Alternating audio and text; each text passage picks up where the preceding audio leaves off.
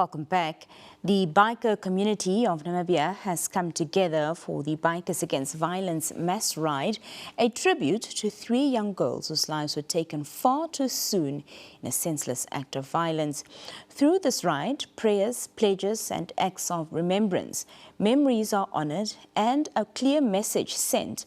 Violence has no place in our communities. Joining us telephonically now to expand is Mr. Sidney Boois. Mr. Boois, good evening and thank you so much for joining us. Good evening, Nina, and thanks for having me.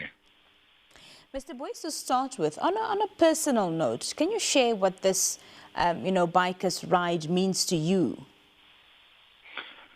Yeah, I've joined the biker community for some time now, and they are known for charity, for community outreaches, and by extension, when we experience situations like this, biker communities normally pull together. Mm-hmm. They will definitely also say that when one part of the body suffers or experiences pain, the rest of the body goes through the same pain.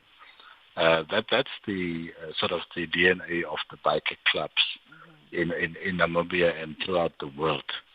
Hence, the situation in Katangana has driven the same call throughout the country, where bikers throughout Namibia say whether it is 2 that will come from the south, whether it is 1 from the north, but unity of purpose. Why do you believe it's important, Mr. Boois, for the biker community to take a stand against violence? Predominantly, in this case, biker community, give or take 90% and above are male riders to start with. Now, you would also see that throughout the country where children protest, community members general sort of made their petitions known, made their voices known. Now, our departure point was that there is a need for men to show remorse. It is probably 1 person or 2 persons that have committed, this serious, act.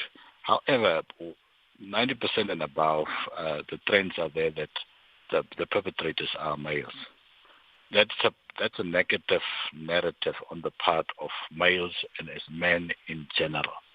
The first thing that we should do already is really to bring the positive narrative, to move to the front as men.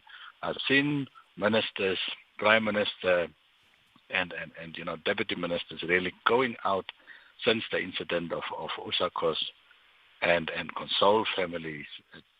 And it was not only to console, but really to say we have to act as men. However, our biker communities are not only males; they are also females. But we want to take the forefront in terms of the first thing, of course, is to really add our voices to many voices that went out and say we cannot condone, we cannot continue as a society like this, and somebody has to stand up. And one of those somebodies in the sectors of our community is the biker communities, and we challenge other sectors of communities to do the same, because I'm stuck with a statement from both the president, who said that who in fact referred to Article 14, that family is a unit in society that should be protected not only by government but by all society. On the other hand, Honorable Lucia Ipumbu said that we need to adopt what she called a comprehensive societal response. That's quite a loaded statement. Those are some of the things that really push us to the front to say we have to do something. And that something starts with adding our voice to many voices that says we need to end violence in the country and in the world as a whole. Mr. Boyce, can you give us a little bit, of the details of the event, when it will be taking place, what's on the program lineup? I understand that there'll also be an anti-violence pledge. So talk to us about that a little bit. Yeah, of course. The mass ride, as we call it, mass ride, because we expect more than 50 riders from all corners of our country. So as such, the Windhoek ride will start at 9 o'clock from Shell Lasrens in Windhoek. And all other bikers in other corners of the country will organize themselves, whereas the meeting point will be at 10 o'clock at the Indian service in Okahanya. They will be received by the mayor of the town and then proceed to the Chivarango interchange bridge, the place where we commonly come together. As part of the lineup of the program, of course, we will make purpose statements as some of the bikers to make a point why this is important to us, why we are doing what we are doing. We are also saying that our purpose is birthed out of our pain, and the unity of purpose that our bikers have pulled together is something phenomenal for us. Of course, we will also do personal pledges where we will say that this situation must end, make our personal pledges that we will not have an environment that includes harm, whether it's in our own houses, whether it's in the community, at our workplaces. So that pledges will be done. And then we will also release balloons stating that it is not, we have not lost it all. We have to stand up.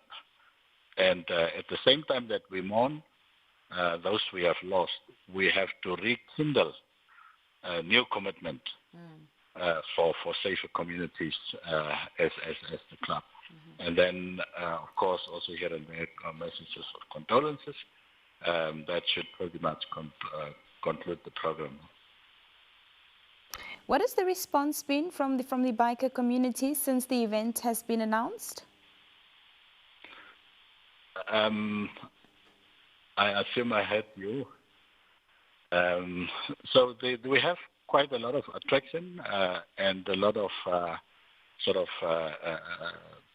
positive responses, not only from the biker communities, but also from community members that say, but as families, we want to join this mass ride, whether it is with our vehicles, we want to be there. It's a holiday, a public holiday for that matter, so whoever is ready can join us to Okahanya so that we can show that community they are not alone. Mr. Sidney Boois, we appreciate your time and thank you so much for joining us, and all the best with the mass ride come Monday. Thank you so much for having us. That was Mr. Sidney Boois from the biker community of Namibia, who's coming together on the 5th of May, that is on Monday, for the Bikers Against Violence mass ride that they'll be undertaking in the town of Okahanja. We'll be right back after this brief break.